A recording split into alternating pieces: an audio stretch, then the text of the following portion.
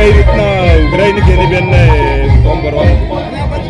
અમારે ગેનીબેન જ્યારે લોકસભા લડતી હોય તો સમગ્ર બનાસકાંઠાના તમામ સમાજના લોકો ગેનીબેનને નોટે હાલશે ને વોટે હાલશે એ ઝુંબેશ આજથી અમે ચાલુ કરી છે.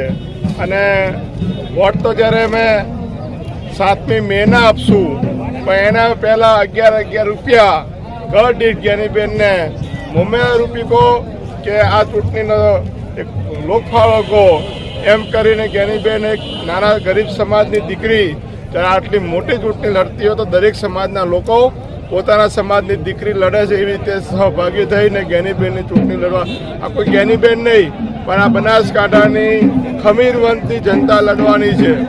અહંકારની સામે, અભિમાનની સામે અને એક લોકશાહીની જે હત્યા કરવા લોકો માંગી રહ્યા છે એની સામે બનાસકાંઠાની જનતા લડી રહી છે. ત્યારે નોટે હાલશું વોટે હાલશું. વોટથી 4મી જૂને જ્યારે રિઝલ્ટ આવશે તો બનાસકાંઠામાં કોંગ્રેસ પાર્ટીનો વરઘોડો લઈને અમે આવશું.